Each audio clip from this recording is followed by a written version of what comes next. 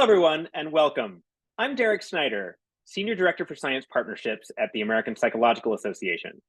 Thank you for joining us today, and please let us know where you're from by saying hello in the chat.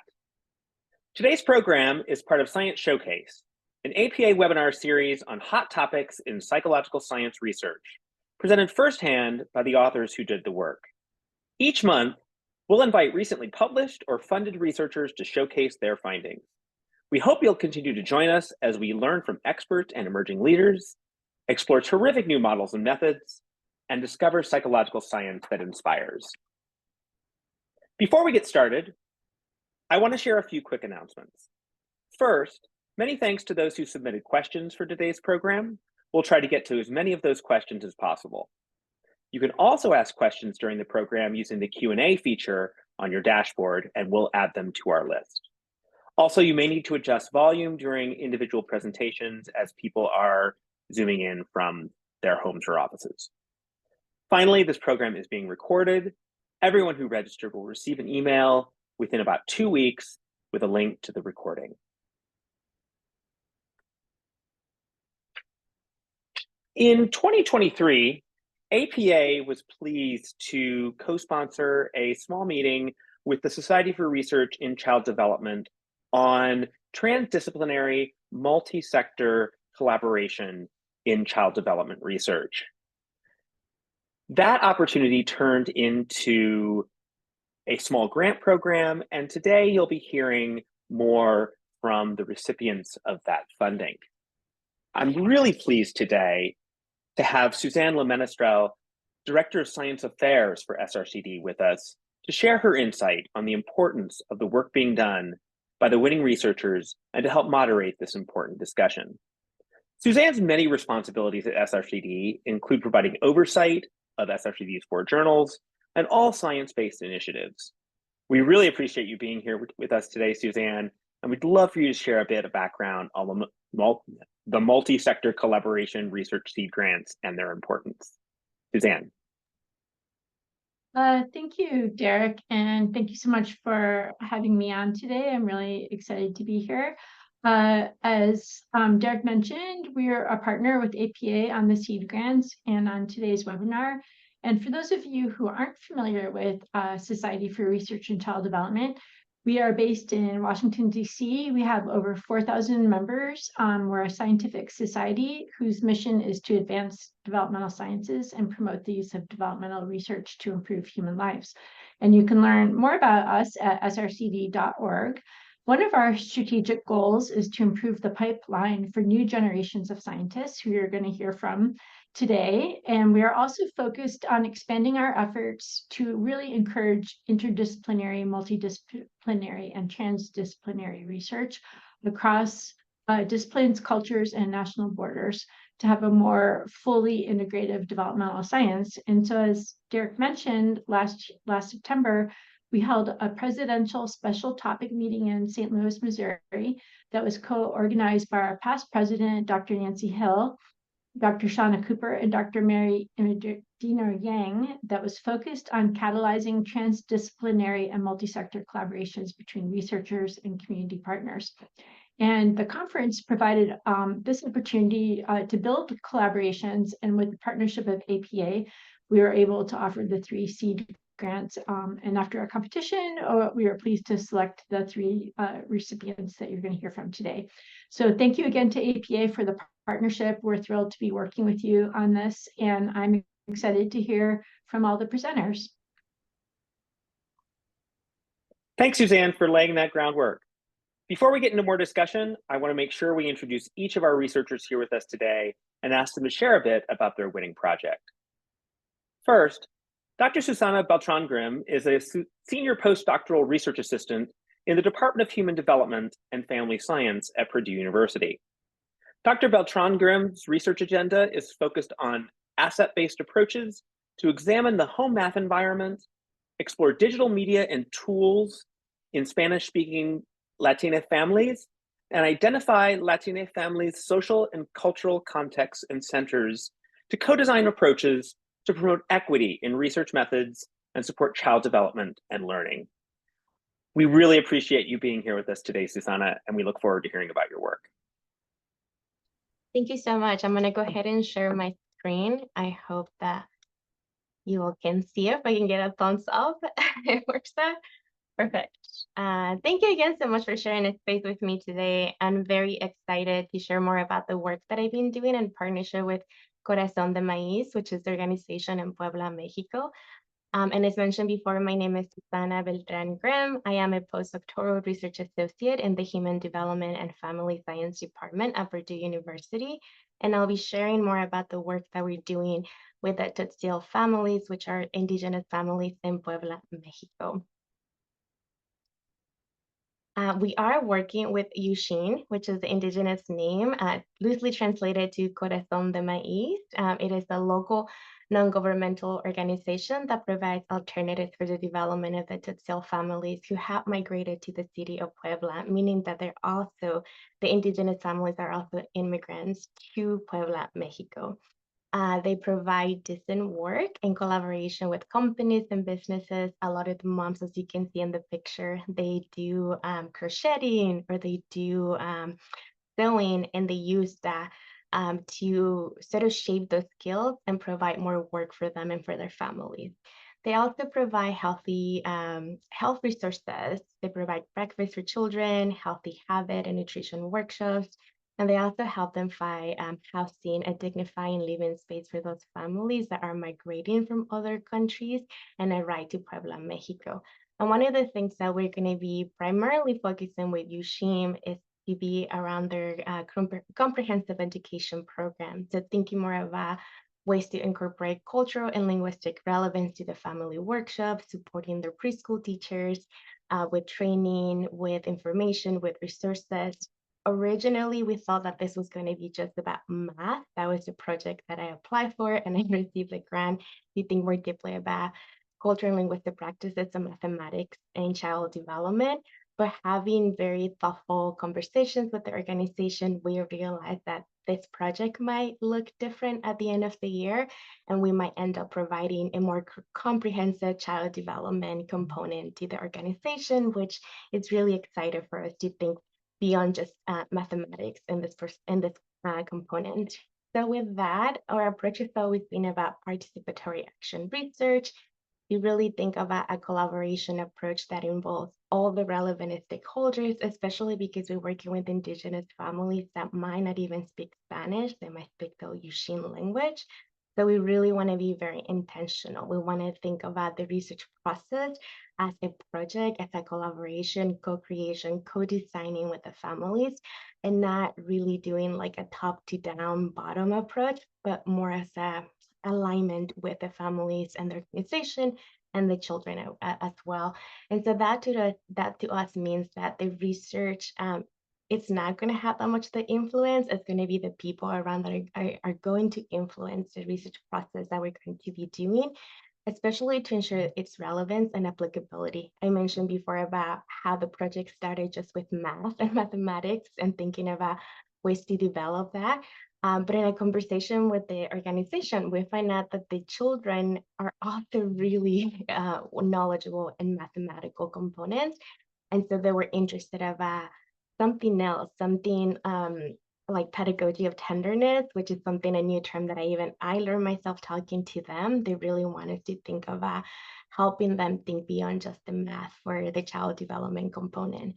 And so with that, I mentioned we're having intentional partner meetings, we're doing empathy mapping, and we're also doing journal mapping. And what that looks like is just really getting to know the organization first. This project started around March.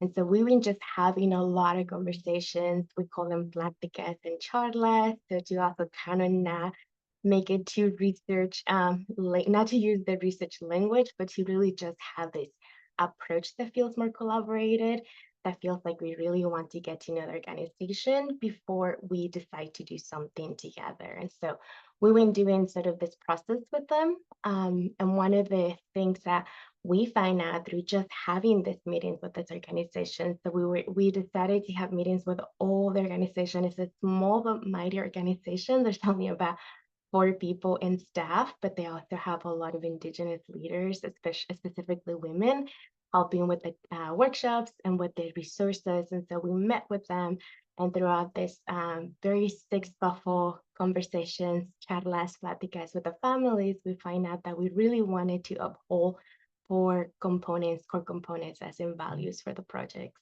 Respect, collaboration, commitment, and inclusive and quality education. Again, this project started with like a math component. We were thinking about co-designing a family math, but the more we got to know the organization, the more we got to listen to the organization, we realized that this project is completely going to shift and it's going to end up having a different approach, but also different result, which is still very excited for us.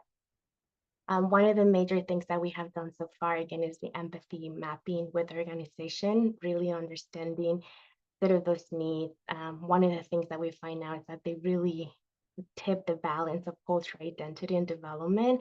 Again, these are indigenous families living in Mexico, but they still might not know how to speak Spanish. So there is this need to really maintain that cultural identity while supporting the children to develop those skills for early childhood and preschool skills as well.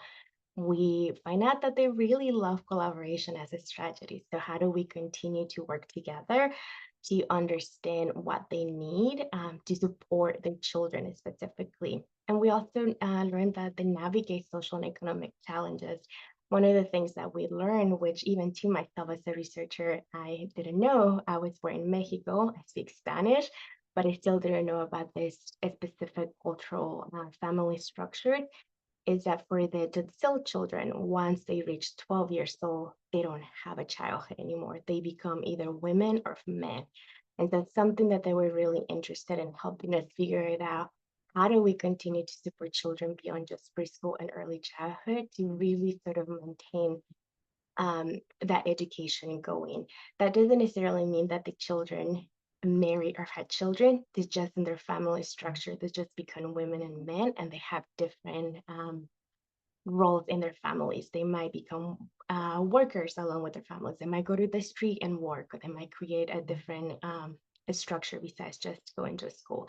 And so that was really interesting for us to think about how do we support that, because when you learn that, you realize, well, then math is not really an issue. So then how do we really think about encompassing an early childhood program or creating an early childhood program that looks into all the perspectives.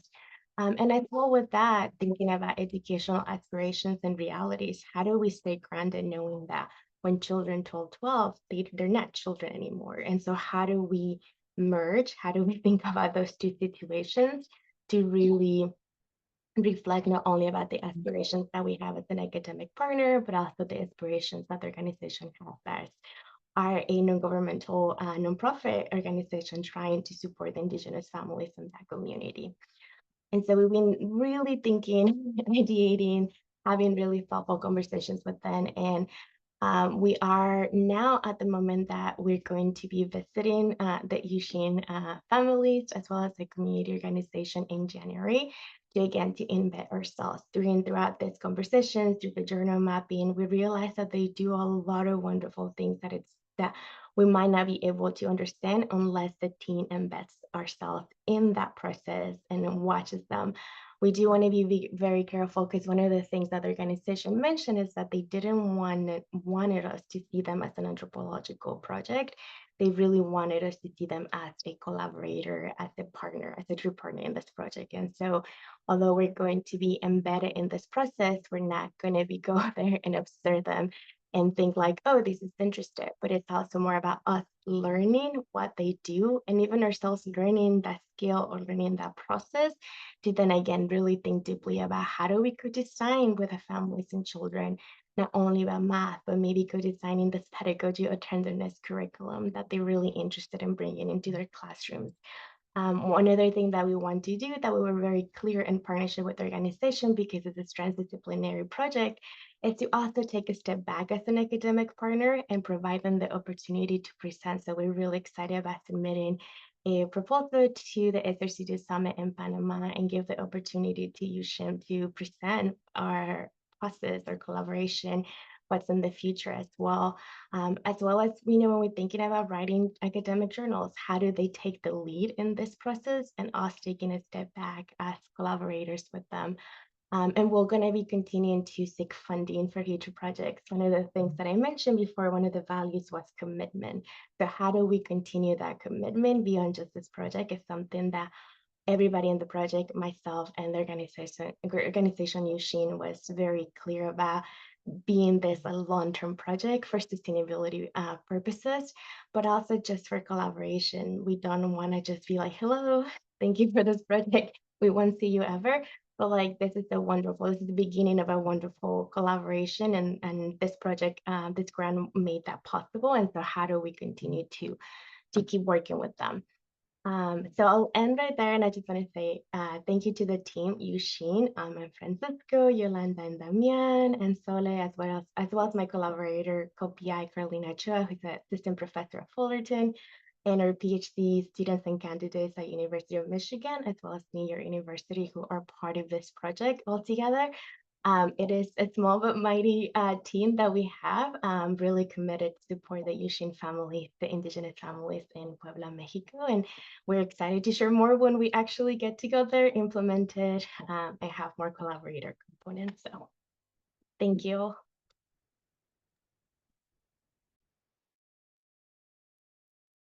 Thank you so much, Susanna. That sounds like such a thoughtfully conceived and meaningful project for the community, and we really appreciate you sharing your work. Suzanne, would you like to introduce our next speaker? Yes, I'd be happy to introduce Jordan Goodwin. And Jordan is a doctoral candidate, a fifth-year doctoral candidate at Rutgers University in the School of Social Work, where she holds a graduate research assistant position in Rutgers Center for Prevention Science. And Jordan also has a Master of Divinity from Princeton Theological Seminary and a Master of Social Work from Rutgers, and is an ordained minister. And Jordan's research is focused on solutions to homelessness, social determinants of health, mental health, substance use interventions, LGBTQ plus issues, religion and spirituality, positive youth development, and trauma-informed social work practice. So we're really happy to have you, Jordan, today to join us for this conversation, and I'm really looking forward to hearing about your research as well. Thank you, Suzanne. Good afternoon. My name is Jordan Goodwin. I use she, her pronouns. It's a privilege to be here today, and I'm very grateful for the opportunity to participate on this panel. I'll be sharing about my transdisciplinary seed grant project titled Multi-Sector Responses to Religious Trauma and Service Use Among LGBTQ Youth Experiencing Homelessness.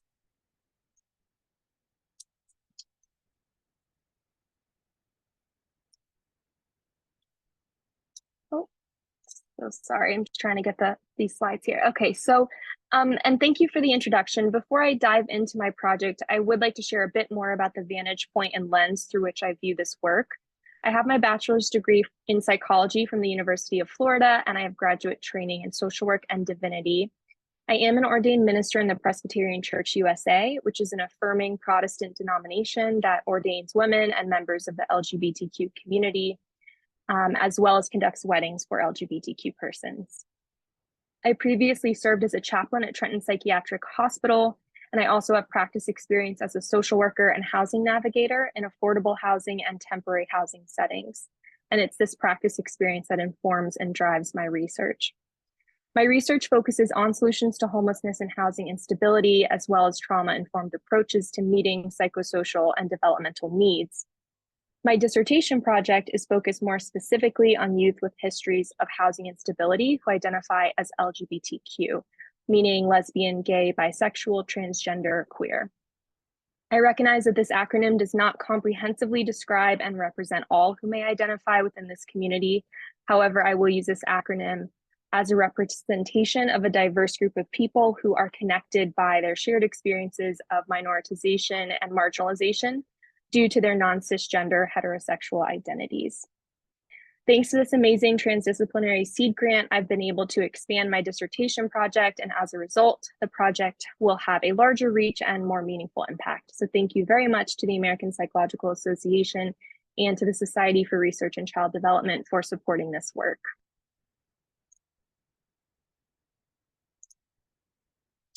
An emerging body of research has shown us that LGBTQ youth are disproportionately impacted by homelessness. This group accounts for 29% of the homeless youth population, while making up just 7 to 9% of the total youth population. A study by the Williams Institute found that 23% of transgender young adults between the ages of 18 and 25 reported at least one experience of homelessness, compared to 12.5% of the overall population of 18 to 25-year-olds. And studies have revealed that LGBTQ youth significantly underutilize homeless shelter services. These youth survive homelessness by relying on diverse social networks that are forged through trust and affirmation. Still, shelters can provide life-saving referrals and material assistance that's needed to exit homelessness. Without connecting to homeless services, youth face higher developmental risks related to long-term mental and physical health outcomes, as well as a reduced likelihood of exiting homelessness at all. Prior research suggests that LGBTQ shelter inaccessibility may be a result of a few different things. Intentional avoidance, this could be due to strict shelter rules, unsafe sleeping arrangements for transgender youth, or prior experiences of discrimination in shelters. Also, a lack of awareness of existing resources, and also physical barriers to access, transportation, or no available youth beds. These theories, however, fail to adequately address just how traumatizing both homelessness and the circumstances that lead to homelessness can be, especially for LGBTQ youth who may find themselves on the streets due to familial rejection and saddled with personal and community-based trauma, including religious trauma. Given recent shifts in federal funding, approximately 60% of all emergency shelters are currently operated by faith-based organizations, or FBOs. In a survey of FBOs representing 109 cities in 40 states, 58% reported providing homeless services to youth. And while many FBOs strive to reject homophobic theologies and discriminatory policies, just one experience with a volunteer conveying anti-LGBTQ religious beliefs can re-traumatize youth and may deter them from seeking shelter services again in the future. Additionally, while only 23 states explicitly prohibit housing discrimination based on sexual orientation and gender identity, there remains inconsistent enforcement of non-discriminatory statutes where they do exist. You can see on this map here, the 19 yellow colored states and 4 territories have no state laws prohibiting discrimination based on sexual orientation or gender identity. So due to the hegemonic nature of heteronormativity and the lack of legal protections for LGBTQ persons, it's not difficult to imagine how even well-intended shelters and FBOs that strive to be affirming may end up reproducing homophobia and transphobia in ways that are harmful to the psychosocial and developmental needs of some of society's most vulnerable members. Not to mention the all too common experience of rejection from religious communities for many LGBTQ people, which may serve as an additional barrier to accessing services that are located in faith-based spaces. Notwithstanding these challenges, FBOs remain indispensable partners in the work of ending homelessness. Now, some research has looked at homeless service users' perceptions of the maladaptive practices and inefficiencies of FBOs.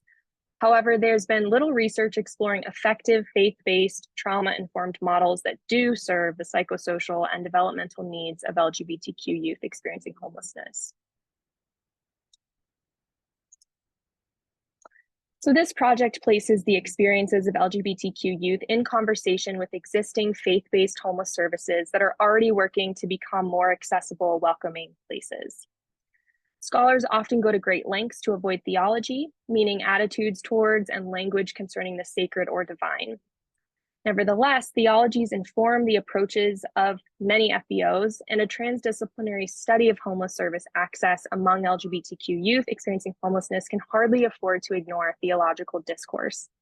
Given my religious background and education, as well as being raised in an open and affirming Protestant denomination, I'm well positioned to approach this problem from both a theological and social science lens. And thus, this project engages religious studies and theology in addition to social work and psychology theories, including social network analysis, contemporary trauma theory, and others.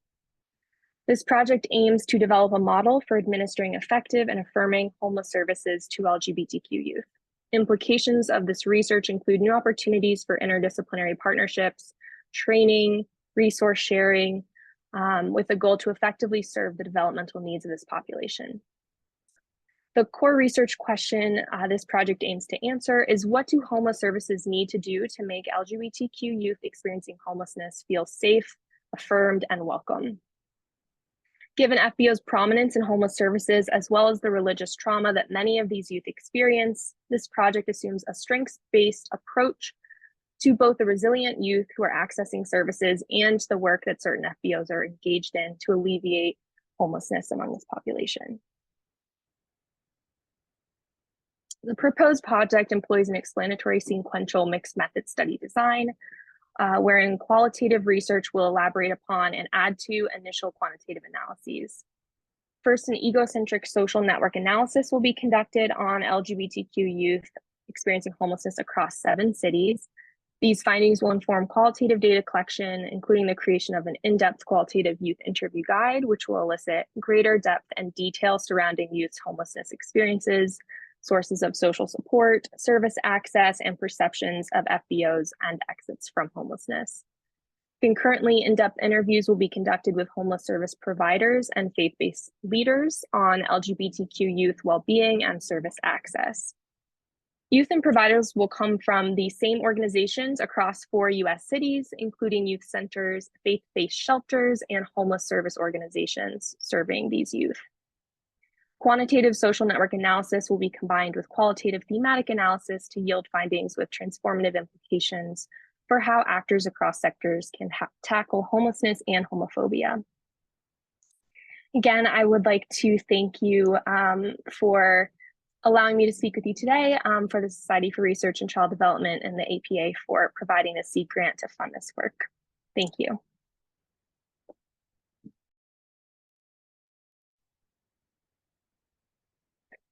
Thank you, Jordan. It sounds like a very exciting and also very necessary project that you're about to embark on. And I look forward to hearing the results sometime soon. So our next speaker is Dr. Shauna Leith, who's an assistant professor in the Psychological and Brain Sciences Department at Washington University in St. Louis. Dr. Leith directs the Fostering Healthy Identities and Resilience Collaborative, which brings together community partners and Black and Latina students in Charlottesville and St. Louis who are focused on the wellness of Black women and girls. We are so glad Dr. Leith could join us for this conversation. Shauna?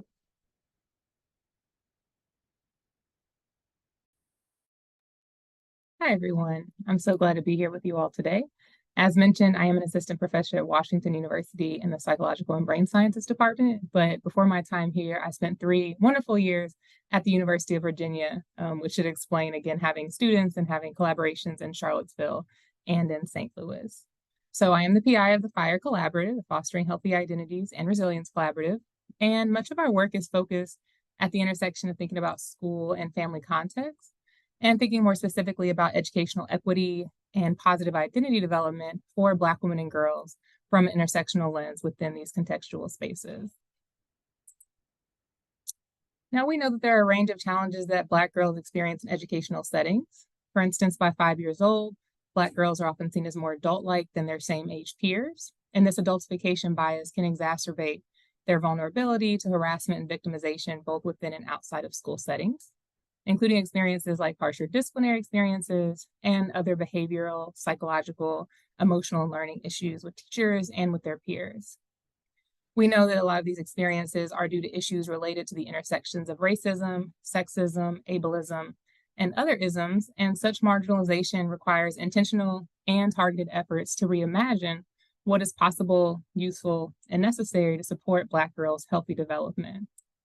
More broadly, we know that young people with strong identities and supportive relationships are positioned to thrive, and Black girls, just like all students, deserve strength-based initiatives that address their lived realities and cultivate their well-being,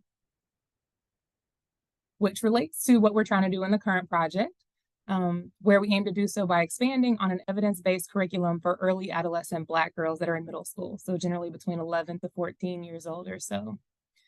Now, part of what I really appreciate about receiving the support through SRCD and APA is how intentional the team has been, as you see on the screen, about training, enhancing the leadership and partnership model that we have within TNT, which is the program, and developing a body of evidence-based practices that inform the curriculum that we're offering to the girls each week in the sessions and the time that we spend with them.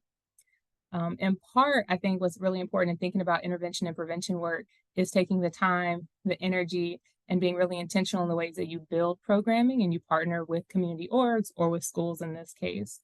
And to be honest, I am one of the newest comers to this group. I mean, my students and I have been welcomed in so beautifully.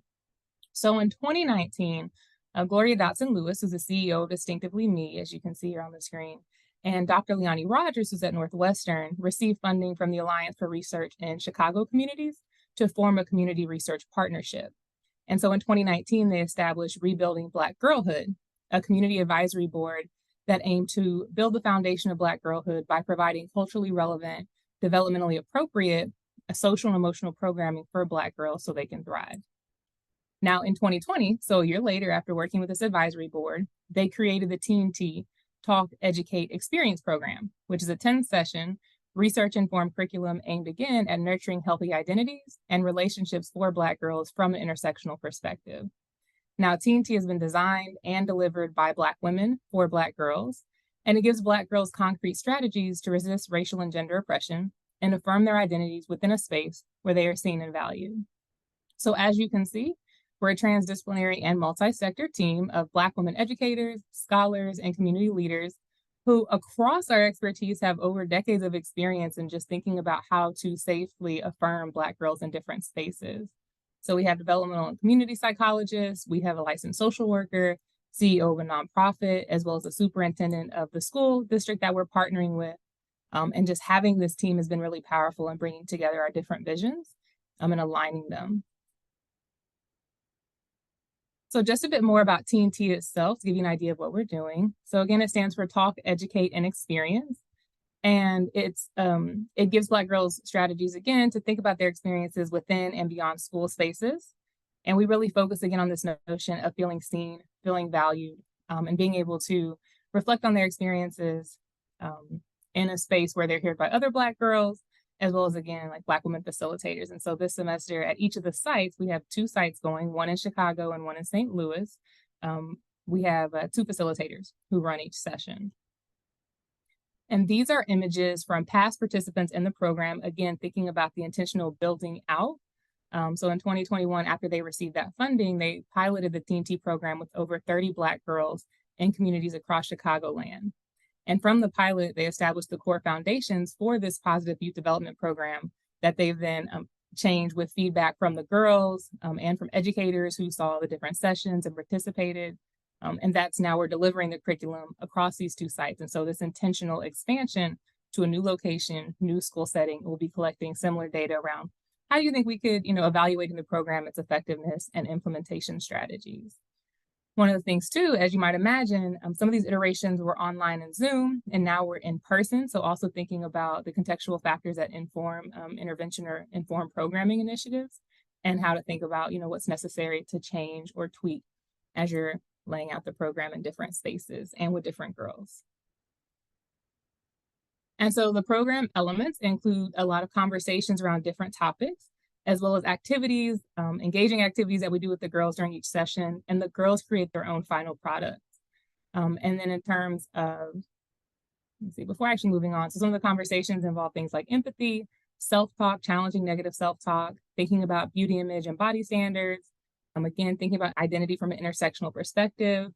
We do skits, we watch videos, we have small parent shares, we do large group discussions, there's journaling, and we have TNT journals that were designed for the program that we provide for the girls. And so one of the positive things about the program too is that we tell the schools or tell the sites, like, we bring all the materials, we just need a space, and we need girls who are interested and invested in participating in the program, whether or not they're interested in participating in the research component of the program as well. So thinking about the values of belonging to TNT without having to necessarily do the surveys or interviews. And then the girls actually create their own final product. And again, throughout the entire TNT curriculum, it really focuses on the importance of Black girl voice and them feeling like they have agency, and we're very invested and interested in what they're sharing with us. And so this is, I'm not going to play the full thing. Make sure I can share some.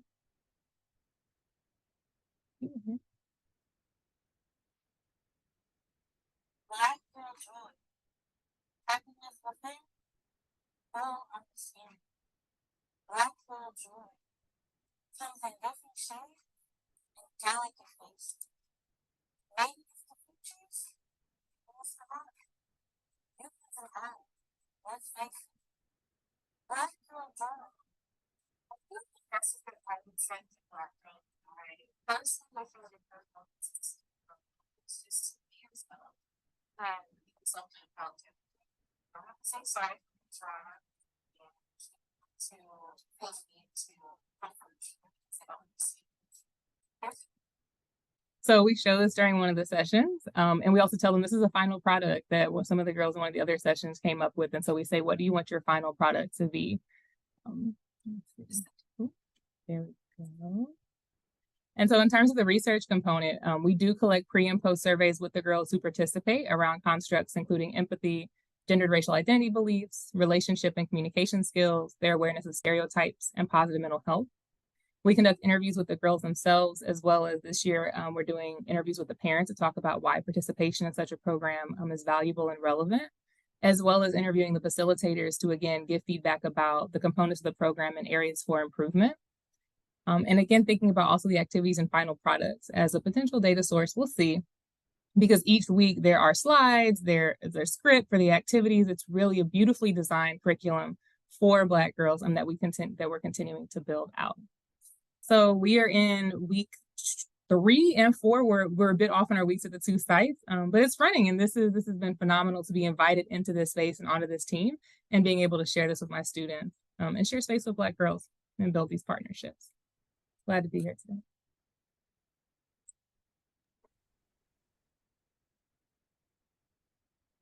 Thank you so much, Shauna. That sounds like a really meaningful way to engage with communities who need our help so much. So now we're going to move on to the discussion part of the webinar, in which we'll be posing some questions to all of our speakers. Suzanne and I will be kind of going back and forth posing some of these questions, and I will start with a question for Susanna. My question for you is, how do transdisciplinary partnerships contribute to a better understanding of human development? Hi, yes, thank you. Well, first, thank you for having us again. And before I wanted to say that Jordan's and Sana's work is amazing, and I got really excited to learn more about their work as well. But similar to, I guess, some of the sharing that both of them have done, I think for our project, it's going to be really critical. I mentioned how Eugene, the organization, provides health resources, tries to provide dignified work for the families as well as housing. And so we're thinking about how could we also partner with those organizations to be truly a multi-collaboration project that it just doesn't end up with Eugene, but it also will work with the organization that is providing health services, but also providing the nutrition workshops and the breakfast for the children. And how do we think more of a holistic component to really support the families? I think that's going to be what's really good, because I think a lot of the times in developmental science, we often think about like, oh, the children is not doing good, but we forget that maybe the child is not having enough breakfast in the morning, or might not having enough resources to do the homework, or might having a difficult time at home. And so thinking about all that holistic component, I think it can only really help the project for the families, and specifically just to really think more deeply about this idea of human development, that it's not just like child center, but it includes everybody in the project as well. Would anyone else like to chime in?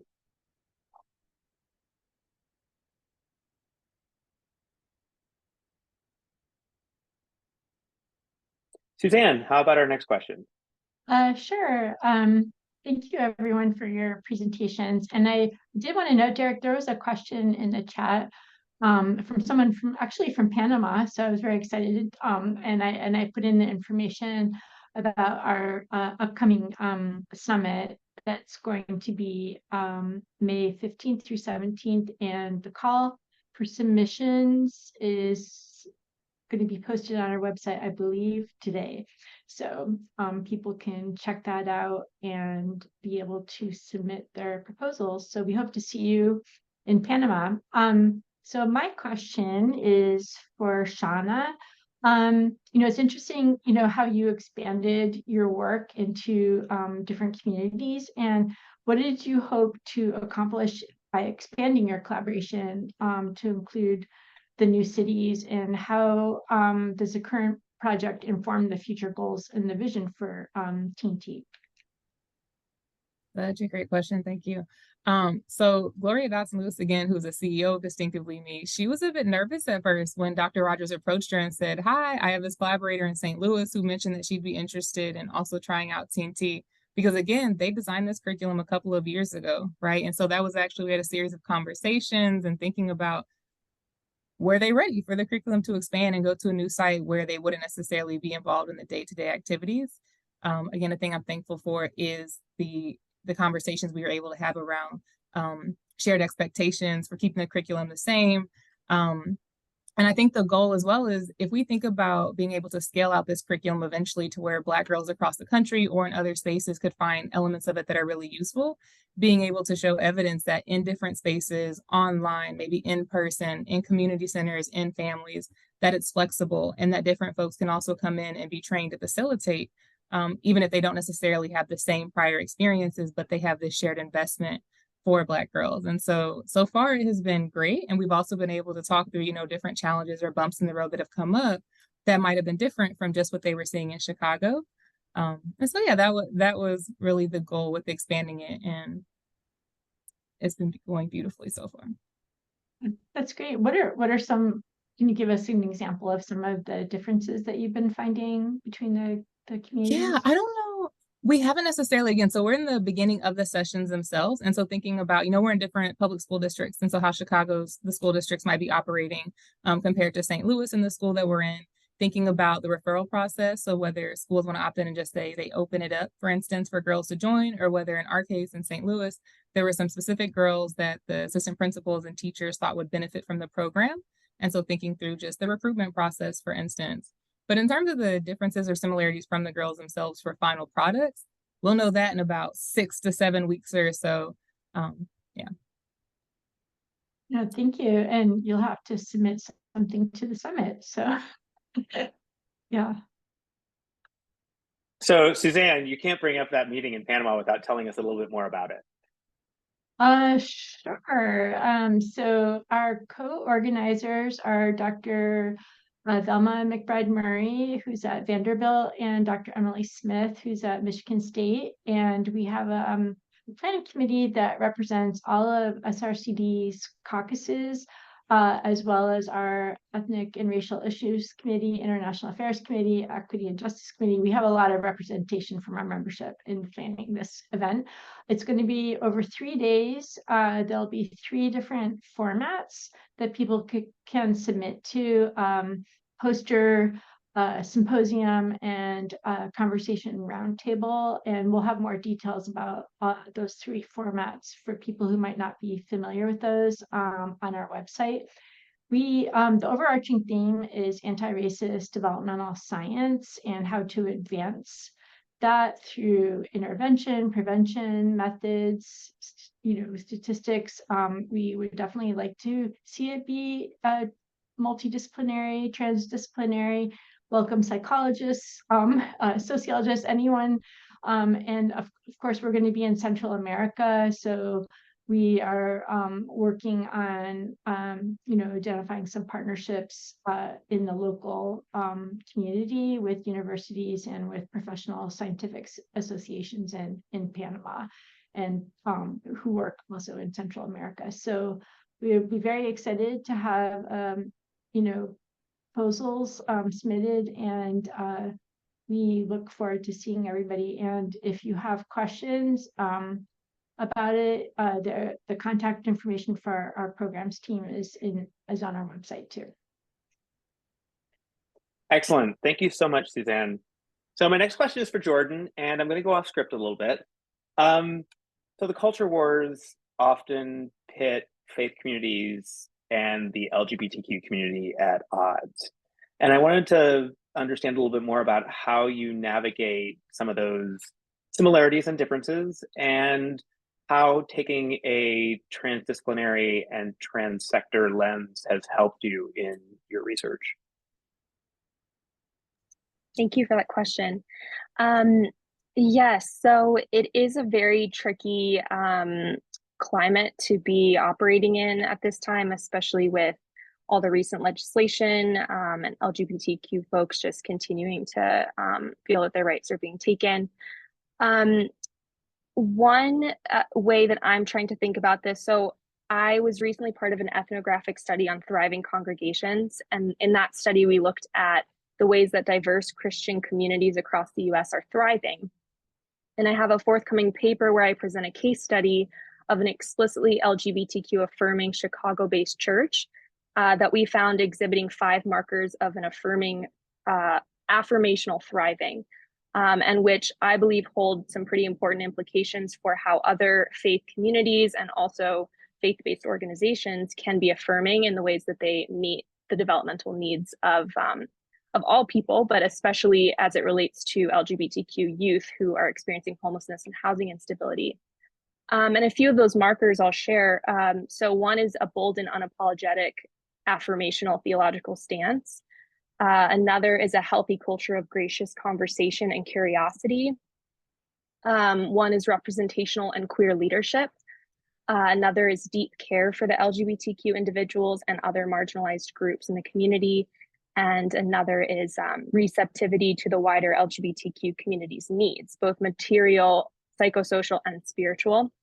And while not all these markers will have direct relevance to shelter settings and homeless service settings, I'm hopeful that through studying some faith-based organizations who are doing this work well, that there will be some attributes of affirming communities that will have relevance for the wider homeless service sector. Thanks for the question. Thanks, Jordan. Suzanne? Yeah, I'm going to, there's a question in the Q&A. Just wanted to see if all of you might be able to respond to Judith's question. Who she's interested in if you could comment on the limitations of your studies, that all of you are using a pre-post design, any opportunities for random assignment, if yes or no, why did you decide to do it either way? So if anyone would like to comment on that question. Yeah, I can jump in initially. So I think that's a great question. And Dr. Rogers could speak to maybe why they didn't roll out more of an experimental design when they were initially doing it in Chicago. I know on my end, I don't know that we were necessarily interested in doing the control and intervention in terms of thinking about the outcomes we were invested in at this point in the process, which was really thinking through the process and what we're delivering in the Teen T curriculum and seeing how it's valuable for Black girls in these settings, and also establishing our practices at partnering with schools or partnering with different organizations and thinking about, again, the infrastructure for what that partnership looks like. And so I don't know, maybe in the future there would be some version where there is a control group of Black girls who receive some other resources. And I know several successful scholars who have run community-based interventions with Black families like Dr. Velma Murray, where there is a control and an intervention group, and she's shown effectiveness in reducing substance abuse issues, for instance. But I think for now in Teen T, it just wasn't really kind of the goal or what we were working towards for this stage of what we're doing.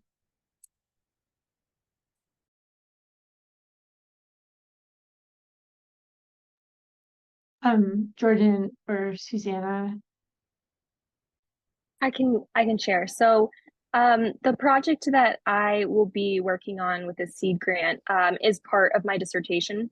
So I'm a bit more limited. I don't have a full team behind me to support the work, but I do believe that hopefully the work that this project will accomplish will set the stage for doing further research that would involve some more rigorous random assignment.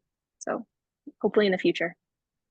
And I do want to pop in and say too, I think that there can be rigorous designs that do not involve experimental methods. And in thinking about intersectional work and social justice work and partnering with communities, we have to sometimes think about our research design and what is both useful and mutually beneficial in these spaces and what they consider valuable at the time for their students or for whatever the population. In our case, again, it's Black girls in the schools. So. Yeah, I was just gonna quickly, thank you for doing that intro about not necessarily having to be like a randomized control trial. Our project is qualitative based. So we really thought about what we wanted to do with the community and the research questions that we wanted to further investigate. And we realized that qualitative approach within the participatory action research made more sense for us to use versus doing an RCT or doing a quantitative focus study. So it really, I think, depends on where your research question starts, your project, your motivation to do this, and then looking into that and figure it out which is the best approach or method to use. And for my project, what's qualitative work for that point that Sanet mentioned, intersectionality, they're indigenous families. It is a multidisciplinary, transdisciplinary project. We're more interested about figuring out ways that the indigenous families think about child development. Usually the developmental field is very quantitative achievement focused, and we were not definitely interested in that. We really wanted to move beyond the weird participant, the westernized, industrialized, it's a lot of names, I might forget the concept, but we really wanted to think more different in that sense. And so a qualitative approach for us made more sense. Hey, thanks everyone. Derek? Thanks for those responses. One of the things that really ties all of your research projects together is cultural awareness and sensitivity to the communities you serve. And in some ways, it seems like your own backgrounds make you uniquely qualified to lead these projects. So I wanted to ask, like, what role do you feel that cultural competency and awareness has played in your ability to engage your communities?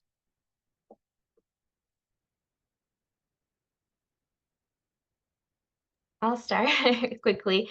One of the things that was more surprising that I still reflect, and I try to keep a reflection process of it, is that I was born in Mexico. I speak Spanish, but I have to, and for most of us, we have to realize that a lot of the families in Mexico also don't speak Spanish. There is a very colonized language from Spain. So there are indigenous families in Mexico that communicate through their indigenous language, and it's something for me to continue to reflect that I might look like the communities that I work with, that I might speak some of the languages that I work with, but that doesn't necessarily mean that we know all about them. And so I think for us to really approach this project again through this participatory action research, to really listen, to really provide empathy and understanding, and sort of kind of take a step back and not be like, we're academics, we know it all, but sort of like, I don't know anything, you are the expert, and I want you to really think about share with us, and so that we can really think about how to really employ intellectual humility in this process, right? It's not so much about coming in and saying, we might look like you, we speak Spanish, we know best, but really being able to sort of take a step back and understanding and listening. I think listening has been a major part of this project for us, is continue to listen and have this conversation and ask questions to continue to learn, has been really helpful for us to then figure it out. We might not end up doing math. We might just end up doing a whole education project with this organization, because math is not something that they care based on those needs and wants that they have. And so I highly recommend that listening, even if you don't look like the community that you're working with, even if you might not speak the same language for the community you're working with, but having that intellectual humility helps a lot. Like thinking about ways to humanize your project is really helpful. I think adding to that just a couple of other points. One specific to the program is the amount that we listen to the girls and incorporate their feedback in real time during the actual sessions. And then we're thinking about future iterations of the Teen T curriculum. not necessarily assuming as the adult Black women facilitators coming in, or the scholars, or again, like CEOs or superintendent, that as adults in the space, we have all the knowledge about what the girls need. And so that's not necessarily the cultural awareness, but it is in kind of challenging norms of who holds power within the space and what we're trying to do even within this research project. So that's been important. And then building on what Susanna was saying, thinking about challenging any notions of being monolithic, and all the girls or all of the Black parents who might partner with us in doing this work, that they would be the same, that they have similar backgrounds or similar stories or a similar reason for wanting their daughters or for the adolescents to participate. And often thinking about how can we challenge broader narratives about Black girls, particularly those that are rooted in deficit-based stereotypes, even if it's notions of, for instance, Black girls being defiant, instead reframing that as Black girls being leaders and Black girls being agentic. And are we listening to them in ways that are important in what they're trying to say? So I would say that's the way that we've incorporated kind of the cultural sensitivity or cultural awareness piece, is often through focusing on having the strengths-based lens when we're working with the girls and talking with the partners as well about what we're trying to do. I'll just briefly share, I echo what's already been shared. And for my project, I'll be utilizing an advisory group.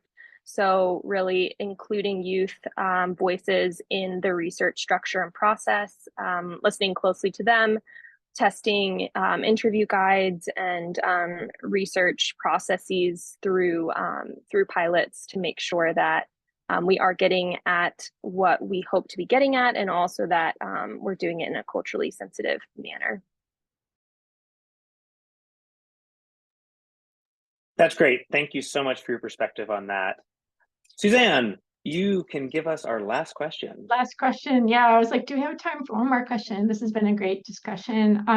So I'm going to ask as my last question, kind of a big question for all of you is, how are we going to move forward as a field, for us developmental scientists, psychologists, from looking at things with an intersectional lens rather than just the normal way of doing things?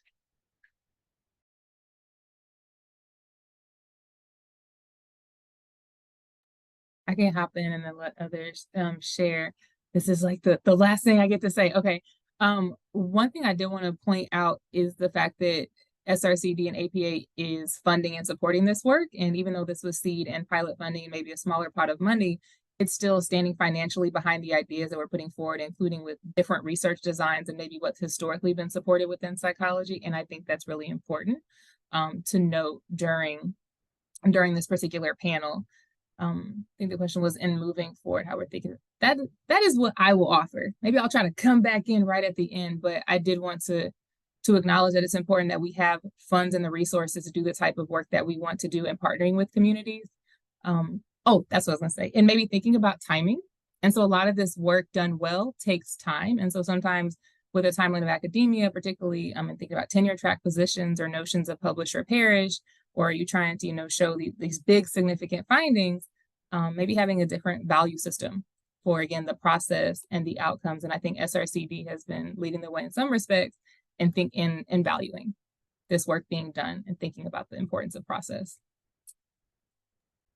Yeah, very similar. Adding to that, I was thinking about just ensuring that there's representation of project processes, like through APA and SRCD. I think speaking from a qualitative training scientist, I feel like a lot of the times we want to measure something and we go right away through an RCT or a survey, but we are missing those nuances. And I think being really open to qualitative work, to research that looks like our research projects, is really going to move forward the field, to think more about what are the lived experiences of their families, their social, their cultural, their economic factor that maybe a survey might not be able to quantify and describe for mathematics for my own project, but really thinking deeply about how can we look beyond, again, the we're participant. And thank you, Senna, for putting that link in there.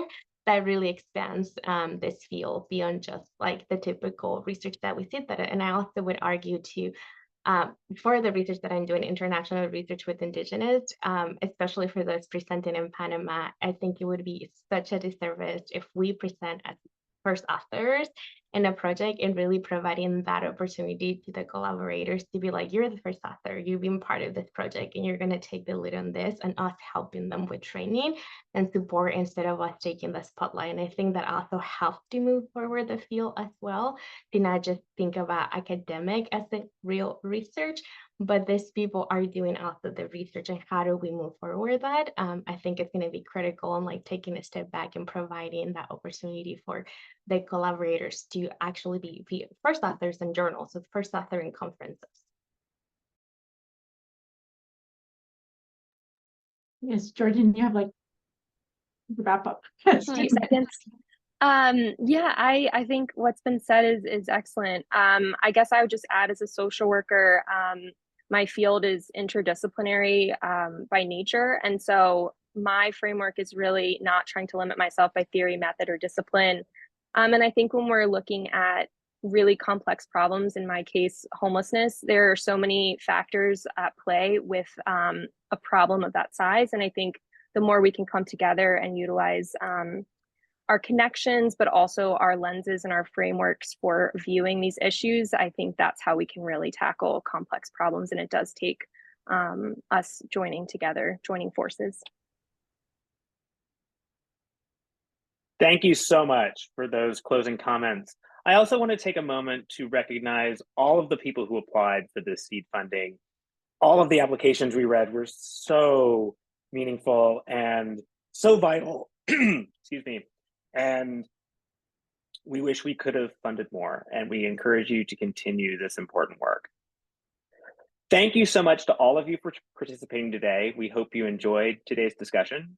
You'll be receiving a 1-minute survey to complete after today's broadcast. We really value your feedback, so be sure to give it to us. Lastly, we invite you to subscribe to Science Spotlight, your source for the most relevant news and information for psychological scientists by psychological scientists.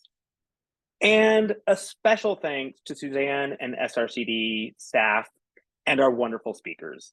We deeply appreciate your time, your support, and your such important input. A huge shout out to our producer, Allison Spanos. Most of all, thanks to you, our viewers. We're here for you, and we hope to see you at our upcoming events. I'm Derek Snyder with Science Showcase, and I wish you a good day.